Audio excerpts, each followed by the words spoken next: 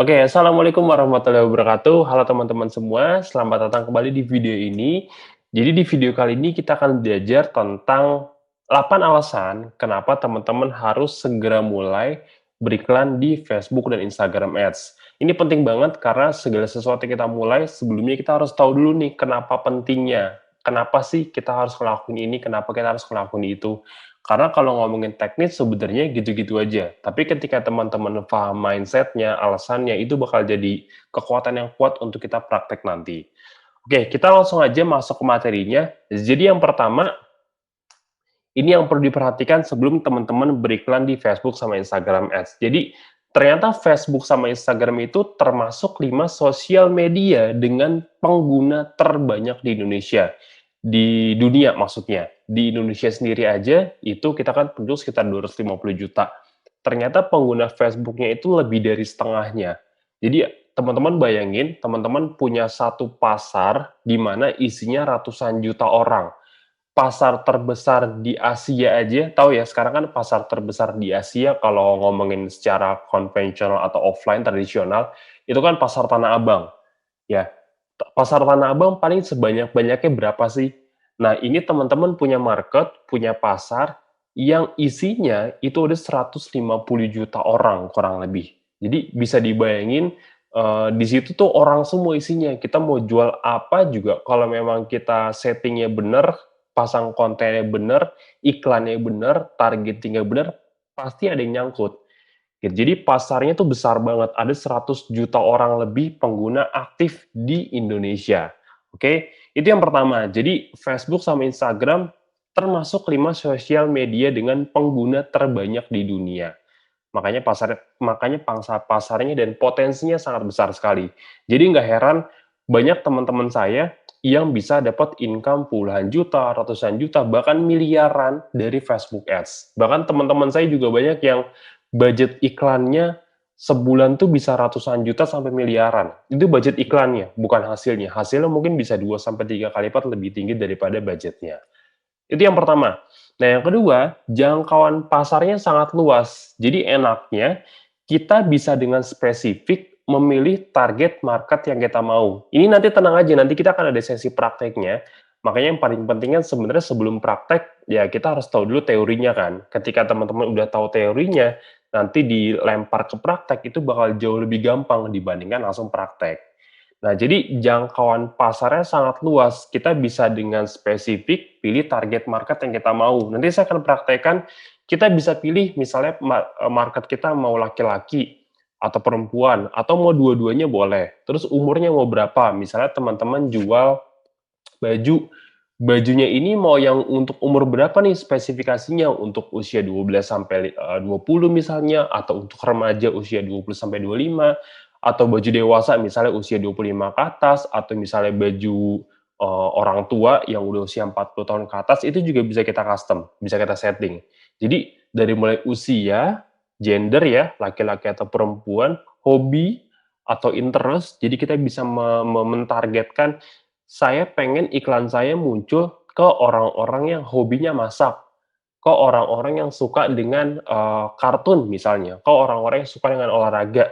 Saya jualan pelangsing badan misalnya, saya pengen target market-nya ke orang-orang yang memang, ya udah lagi pengen kurus, gitu, yang suka diet, yang suka yoga, dan seterusnya. Itu kita bisa detailkan di interest nanti namanya, oke. Jadi, kita bisa pilih target market yang sangat luas, termasuk bahkan yang paling detail ya, kita bisa pilih bahkan sampai behavior-nya. Dia pakai handphone apa, dia pakai sinyal internetnya yang 2G, 3G, atau 4G, itu kita bisa detail semua. Bahkan kalau di Amerika, itu kita bisa tahu income dia berapa. Jadi kita bisa mentargetkan, saya pengen iklan saya cuma muncul ke orang-orang yang income-nya sekian sampai sekian. Oh, itu detail banget. Canggih lah, nanti detailnya kita akan praktekkan bareng-bareng, tenang aja. Itu yang kedua. Jadi target marketnya luas, jangkauan pasar luas, kita bisa spesifik memilih target market yang kita mau gitu. Jadi Anda bisa bedain jual baju pakai interest B, jual herbal pakai interest C, dan seterusnya. Yang ketiga, nah ini dia, kita bisa baca data atau hasil secara cepat, namun bukan instan. Kalau di organik, misalnya kita pakai postingan yang biasa, yang organik pakai fanpage, itu baca datanya lama gitu, udah hasilnya pertumbuhannya sangat lama dan baca datanya juga nggak sedetail kalau kita pakai iklan. Nah, di iklan ini kita ngiklan sekarang, misalnya teman-teman abis ini praktek nih langsung iklan, abis itu entar malam itu kita bisa langsung baca datanya. Jadi kita ngiklan sekarang, langsung baca data nanti malam, itu kelihatan datanya. Oh, dari iklan saya misalnya 25.000, yang ngeklik ada berapa puluh, yang masuk ke landing page atau lihat website saya ada sekian, yang nonton video ada berapa ratus atau berapa ribu, terus yang ngeklik WA ada berapa. Itu nanti kita bisa bisa review, itu namanya funnel ya. Jadi funnel-nya kita bisa review, ini kira-kira mahalnya di mana, terus apa nih yang perlu kita perbaiki. Jadi intinya enak banget, kita bisa baca data secara cepat gitu. Jadi Anda iklan sekarang, nanti malam mau langsung baca data juga bisa, dan otomatis kita juga bisa review dengan cepat, itu enaknya. Oke, yang keempat, kita bisa memilih beberapa fitur canggih. Jadi, di Facebook sama Instagram itu ada banyak fitur canggih. Nah, salah satunya adalah fitur custom audience. Jadi enaknya kita bisa, minta sama Facebook, "Facebook, saya kan udah ngiklan nih, udah ngiklan sekitar 1 jutaan nih. Dari 1 juta ini misalnya kan saya dapat misalnya ya ada 10 pembeli, ada 1.000 orang yang nonton video, ada 200 orang yang ngeklik misalnya dan seterusnya. Kita kan dapat data. Nah, kita bisa minta sama Facebook, "Facebook saya minta dong data-datanya mana, siapa aja nih orang-orang yang ngeklik, landing page saya atau website saya, siapa aja nih orang-orang yang ngeklik ini, siapa aja nih orang-orang yang udah nge-chat," kita bisa minta sama Facebook. Nah, orang-orang yang udah ngeklik tadi, orang-orang yang udah tertarik ibaratnya ya, udah nonton video kita sampai setengah 50% misalnya, berarti kan mereka dikategorikan sebagai orang-orang yang tertarik, ya, orang-orang yang tertarik terhadap produk kita. Nah, cuma mungkin mereka belum beli karena banyak faktor. Nanti di video berikutnya teman-teman akan belajar, 4 tipe audiens ya, itu nanti kita ada lebih detail lagi tentang 4 tipe audiens, tapi intinya kenapa kok dia udah ngeklik tapi belum beli? Nah, faktornya banyak tuh, bisa jadi karena memang mungkin belum yakin, gitu. Bisa jadi mungkin karena salah satu faktornya memang karena perlu di-retargeting ulang, perlu diiklankan, perlu diyakinkan dengan testimoni dan segala macamnya. Jadi banyak sekali indikatornya. Nah, intinya salah satu solusinya adalah kita bisa mengiklankan ulang ke orang-orang yang tadi sudah kena iklan kita sebelumnya, yang sudah tertarik. Jadi kita bisa spesifikasikan antara orang-orang yang belum tertarik sama orang-orang yang udah tertarik. Nah, orang-orang yang udah tertarik ini nanti kita bisa iklankan ulang. Jadi kita bisa serang terus dengan berbagai macam konten. Makanya kalau di, marketplace kan banyak yang ngerasa Anda pernah ngeklik sesuatu, setelah ngeklik, besoknya atau entar malamnya kayak dihantui terus-menerus gitu, kayak iklannya muncul lagi iklannya muncul lagi iklannya muncul lagi. Nah, itu pakai fitur namanya custom audience atau retargeting. Nanti saya akan sharing di video-video berikutnya. Oke, kalau di mall tuh ibaratnya, kalau orangnya udah pernah datang ke misalnya Anda jualan baju, Anda punya database-nya, kalau misalnya Anda punya konsumen yang udah pernah datang ke toko, sama belum pernah datang ke toko, pasti kan dia tipe atau level audiensnya beda. Walaupun sama-sama nggak beli, tapi orang yang udah sering datang ke toko Anda, walaupun cuma ngeliat-ngeliat, bisa dibilang kan dia lebih tinggi daya tariknya dibandingkan orang-orang yang cuma sekedar lewat aja, gitu. Nah, jadi di situ nanti kita bisa ibarat kata follow up, kasih promo lah, kasih edukasi tambahan lah, bisa lewat Facebook, bisa lewat IG, bahkan bisa lewat WA juga, kalau memang kita menggunakan WhatsApp untuk sarana closing. Itu fitur canggihnya, nanti kita akan praktekkan di video berikutnya, tenang aja. Oke, yang kelima, nah yang kelima ini adalah kita bisa mulai dengan modal kecil, mulai dari $1. Jadi kalau dirupiahin sekitar 15 ribuan kurang lebih ya.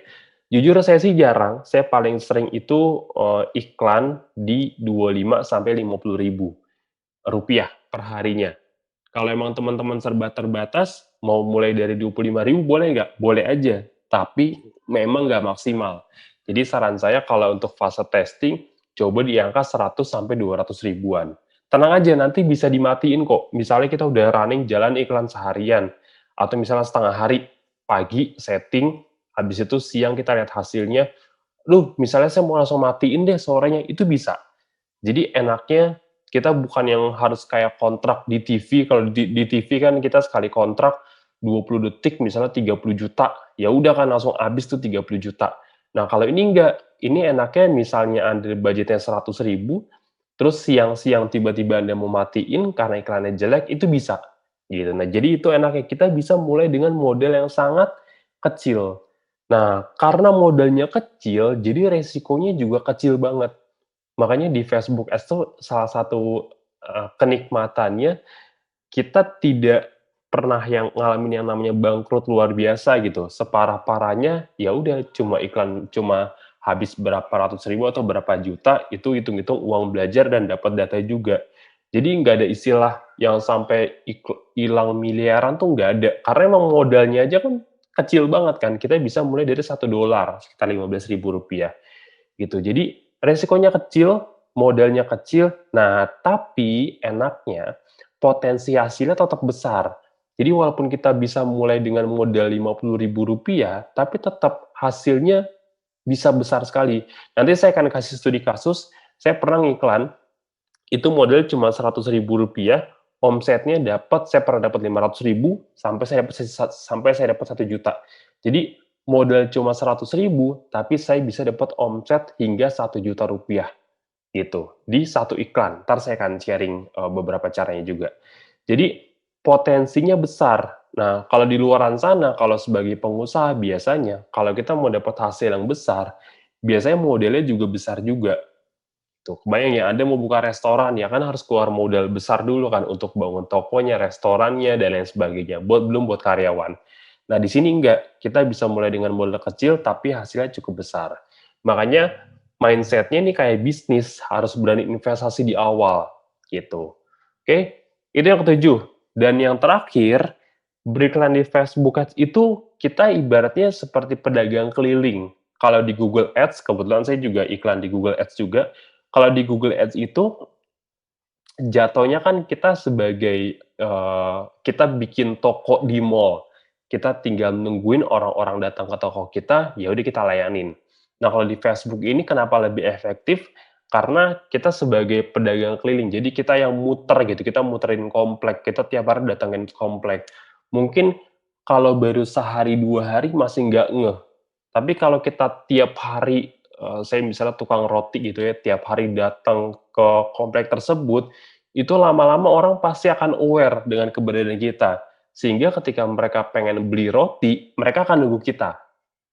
Kebayang ya, Pak Bu ya? Jadi enaknya beriklan di Facebook Ads ini seperti pedagang keliling. Jadi kita yang jemput bola, nggak nunggu bola. Nah, ini semua ada kelebihan sekaligus kelemahannya. Di Google juga sama, ada kelebihan sekaligus kelemahannya. Tinggal kita pilih aja. Kalau saya memang fokusnya dari awal itu di Facebook sama di Instagram Ads karena jauh lebih masif pergerakannya itu bener-bener jauh lebih ekstrim lah ibaratnya. Karena kan kita jemput bola kan, kita nyamperin si konsumen gitu. Nah, oke, jadi ini 8 hal penting sebelum teman-teman mulai beriklan di Facebook sama Instagram Ads. Jadi sebelum beriklan, pastikan minimal teman-teman tahu dulu nih 8 poin ini, biar bisa jadi pondasi yang kuat ketika nanti praktek. Oke, itu aja. Setelah ini nanti teman-teman bisa belajar prakteknya langsung di video berikutnya.